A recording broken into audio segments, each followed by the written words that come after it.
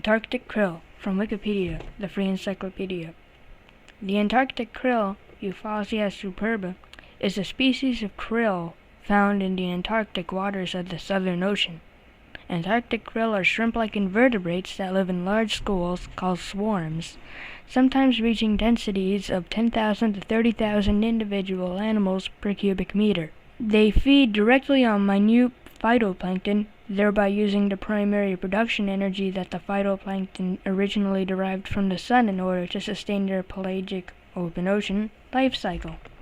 They grow to a length of 6 centimeters, weigh up to 2 grams, and can live for up to 6 years.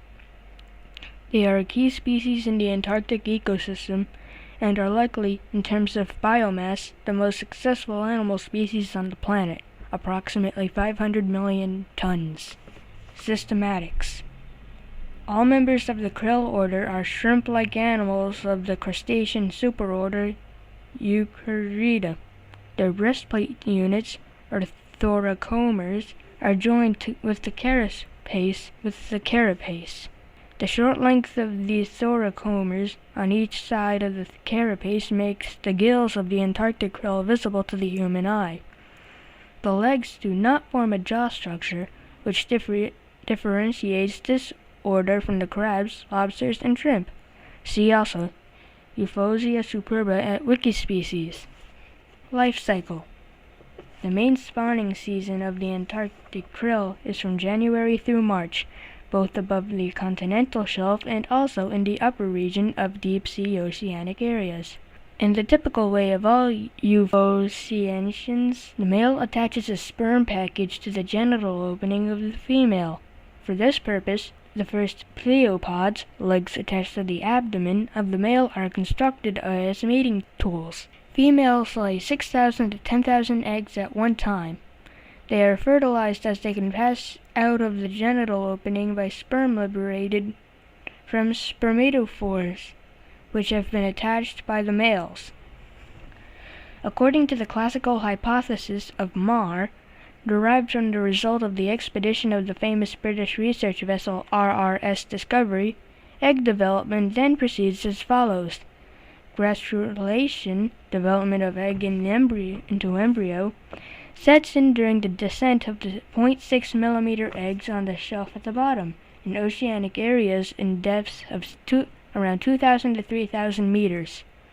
From the time the egg hatches, the first nucleus, i.e. larval stage, starts migrating toward the surface with the aid of its 3 pairs of legs, the so-called developmental ascent. The next 2 larval stages, termed second nucleus and maiden nucleus, still do not eat but are nourished by the remaining yolk. After 3 weeks, the little krill has finished the ascent.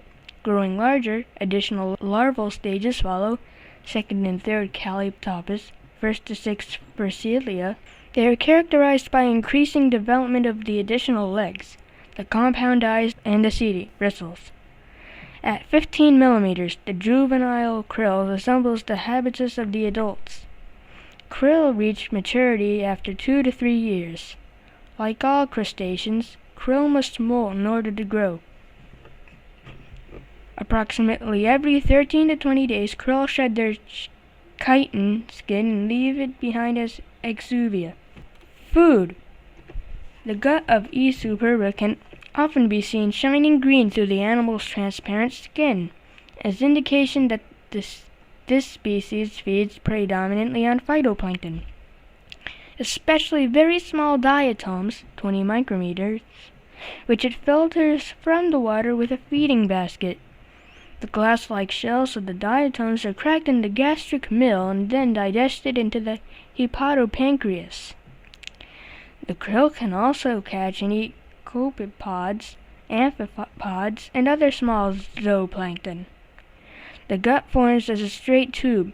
Its digestive efficiency is not very high, and therefore a lot of carbon is still present in the feces. See the biological pump below. In aquaria, krill have been observed eating each other. When they are not fed in aquaria, they shrink in size after molting, which is exceptional for animals the size of krill. It is likely that this is an adaptation to the seasonality of their food supply, which is limited in the dark winter months under the ice. Filter feeding. Main article, filter feeding. The Antarctic krill manages to directly utilize the minute phytoplankton cells,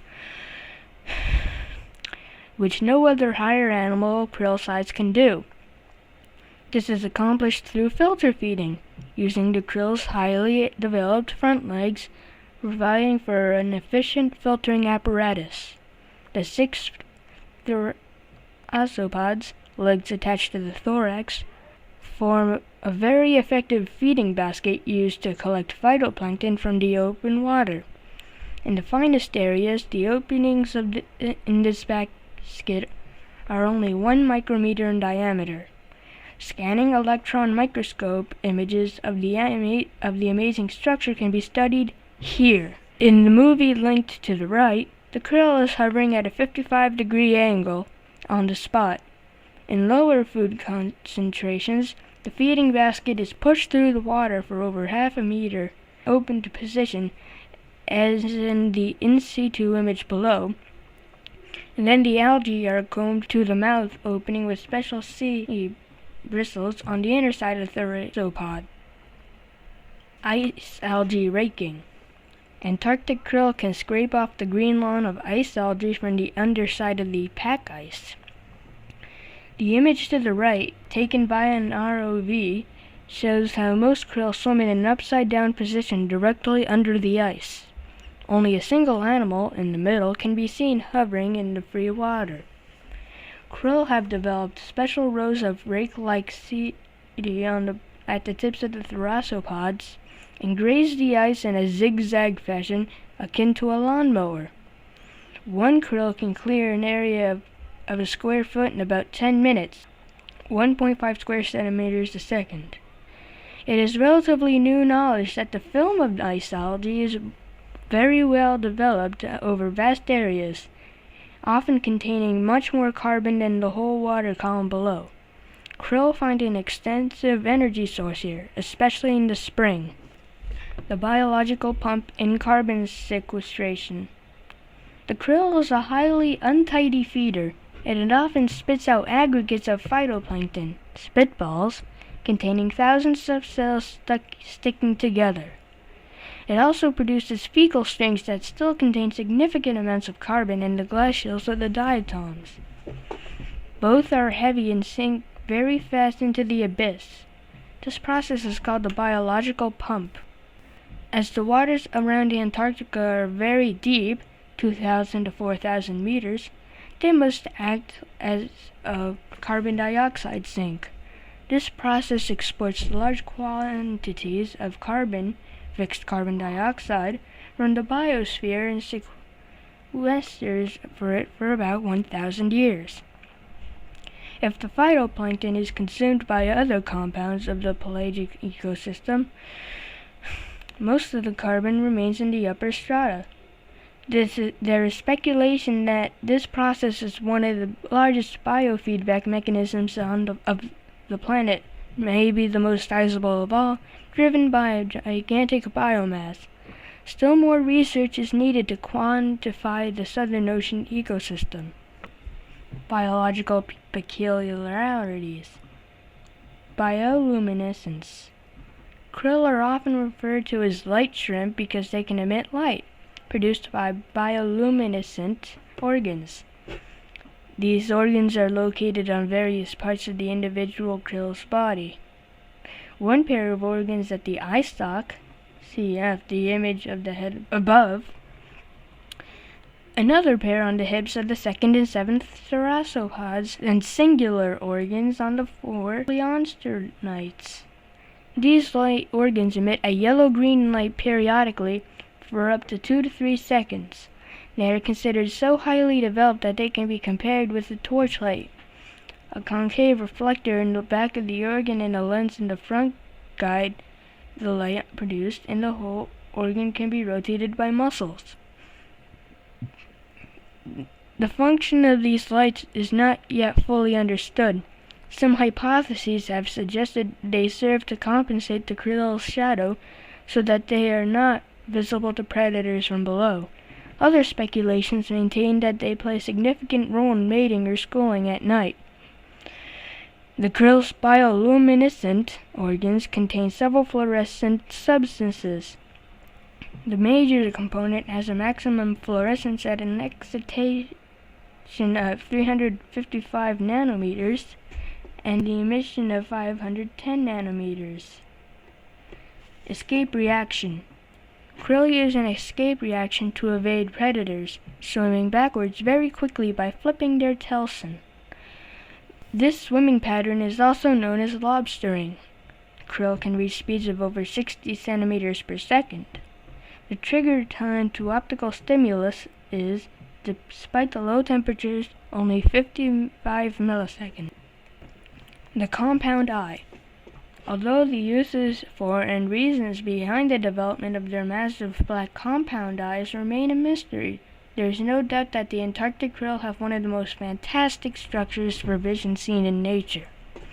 As mentioned above, krill can shrink in size from one molt to the next, which is generally thought to be a survival strategy to adapt to scarce food supplies. A smaller body needs less energy, i.e. food. However, the animal's eyes do not shrink when this happens. The ratio between eye size and body length has thus been found to be a reliable indicator of starvation. Geographical distribution. Antarctic krill are found thronging the surface waters of the Southern Ocean. They have a circumpolar distribution, with the highest concentration found located in the Atlantic sector.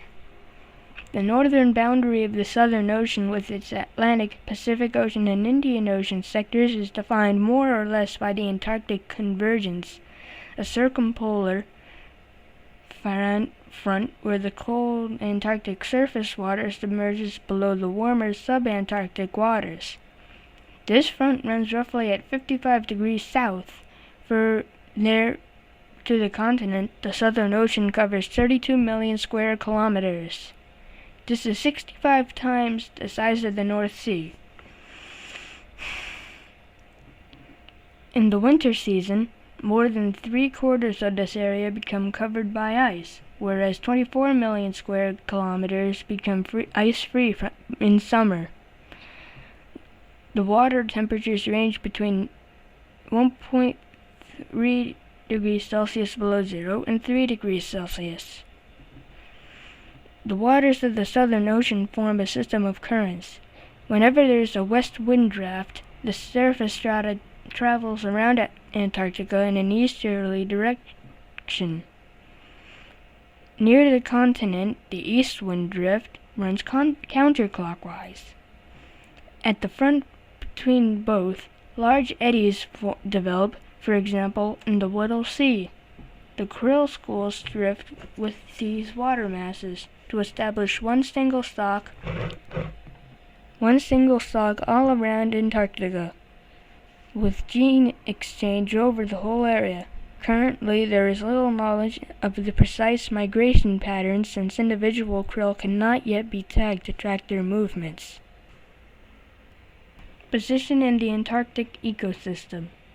The Antarctic krill is the keystone species of the Antarctica ecosystem and provides an important food source for whales, seals, leopard seals, fur seals, crab-eater seals, squid, icefish, penguins, albatrosses, and many other species of birds. Crab-eater seals have even developed special teeth as an adaptation to catch this abundant food source. Its most unusual multi-lobed teeth enable this species to sieve krill from the water. Its dentition looks like a perfect strainer, but how it operates in detail is still unknown. Crab eaters are the most abundant seal in the world. Their diet consists to 98% of E. superba.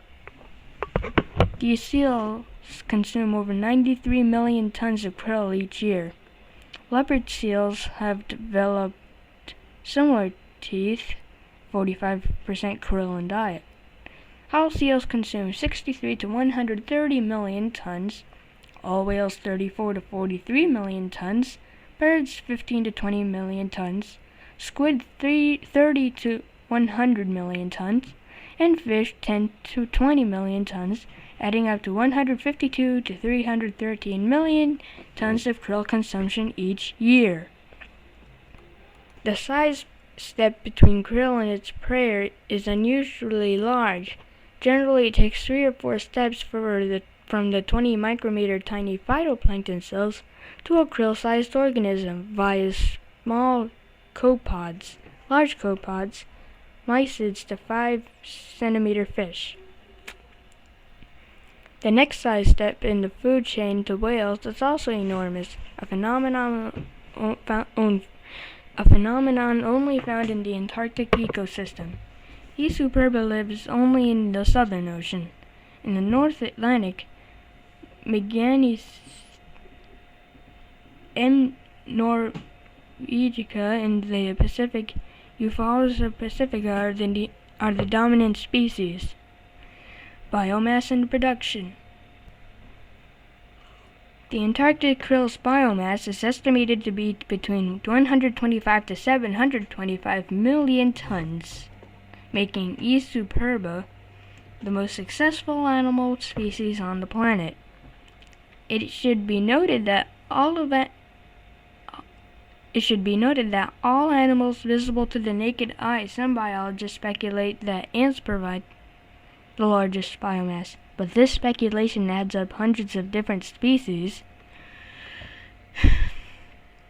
while others speculate that it could be the copepods, but this too would be the sum of many hundreds of species that exist over the planet. To get an impression of the biomass of E. superba against that of other species, the total non-krill yield from all world fisheries, finfish, shellfish, cephalopods, and plankton is about 100 million tons per year, whilst estimates of the Antarctic krill production are between 13 million to several billion tons per year. The reason Antarctic krill are able to build up such a high biomass and production is that the water around the icy Antarctic continent harbor one of the largest plankton assemblages in the world, possibly the largest. The ocean is filled with phytoplankton. As the water rises from the depths to the light-flooded surface, it brings nutrients from all of the world's oceans back into the photic zone, where they are once again available to living organisms. Thus, primary production, the conversion of sunlight into organic biomass, the foundation of the food chain, has an annual carbon fixation of between 1 and 2 grams per square meter in the open ocean. Close to the ice, it can reach 30 to 50 grams per square meter. These values are not outstandingly high compared to very productive areas like the North Sea or upwelling regions, but the area over which it takes place is just enormous, even compared to other large primary producers such as rainforests. In addition, during the austral summer, there are many hours of daylight to fuel the process. All these factors make the plankton and the krill a critical part of the planet's ecocycle. Decline with shrinking pack ice. There are concerns that the Antarctic krill's overall biomass has been declining rapidly over the last few decades. Some scientists have speculated that this value being as high as 80%. This could be caused by the reduction of the pack ice zone due to the consequence of global warming. The graph on the right depicts the rising temperatures to the Southern Ocean and the loss of pack ice on an inverted scale over the last 40 years. Antarctic krill, especially in the early stages of development, seem to need the pack ice structures in order to have a fair chance of survival. The pack ice provides natural cave-like features which the krill uses to evade their predators. In the years of low pack ice conditions, the krill tend to give way to the south, a barrel-shaped free-floating filter feeder that also grazes on plankton. Fisheries. Main article, krill fishery. The fishery of the Antarctic krill is on the order of 100,000 tons per year. The major catching nations are Japan and Poland. The products are used largely in Japan as a delicacy and worldwide as an animal food and fish bait. Krill fisheries are difficult to operate in two important respects. First, a krill net needs to have very fine meshes, producing a very high drag, which generates a bow wave that deflects the krill to the sides. Second, fine meshes tend to clog very fast. Additionally, fine nets also tend to be very delicate, and the first krill nets tore apart while fishing through krill schools. Yet another problem is bringing the krill catch on board. When the full net is hauled out of the water, the organisms compress each other, resulting in great loss of the krill's liquid. Experiments have been carried out to pump krill while still in water through a large tube on board. Special krill nets also are currently under development. The processing of the krill must be very rapid since the catch deteriorates within several hours. Processing aims are splitting the muscular hind part from the front part and separating the chitin armor in order to produce frosted products and concentrate powders. Its high protein and vitamin content makes krill quite suitable for both direct human consumption and the animal feed industry. Future visions and ocean engineering. Despite the scarce knowledge available about the whole Antarctic ecosystem, large-scale experiments involving krill are already being performed. Despite the scarce knowledge available about the whole Antarctic ecosystem, large-scale experiments involving krill are already being performed to increase carbon sequestration in vast areas of the Southern Ocean. There are plenty of nutrients, but still, the phytoplankton does not grow much. These areas are termed HNLC, high nutrient, low carbon. The phenomenon is called the Antarctic paradox and occurs because iron is missing. Relatively small injections of iron from research vessels trigger very large blooms covering many miles. The hope is that such large-scale exercises will draw down carbon dioxide as compensation for the burning of fossil fuels. Krill is the key player in this process, collecting the minute plankton cells which fix carbon dioxide and converting the substance to rapidly sinking carbon in the form of spitballs and fecal strings. The vision is that in the future a fleet of tankers would circle the southern seas, injecting iron so that this relatively unknown animal might help keep cars and air conditioners running. Notes. Note 1. This species is often misspelled Euphausia superba or Euphausia superba. See also chitosan. External links: Euphausia superba from Marine Bio. Virtual microscope of Antarctic krill for an interactive tour of their morphology and behavior, along with other peer-reviewed information. High-resolution images at Wikisource. Krill fights for survival as sea ice melts from the NASA Earth Observatory. Antarctic wildlife at risk from overfishing, experts say, from National Geographic News, August 5, 2003. Diary of the RRS James Clark Ross, giving a popular introduction to the Antarctic krill. Less krill for predators in the Southern Ocean, from the British Antarctic Survey. See also Climate Road Touches Blue Whales, from the BBC, July 19, 2001.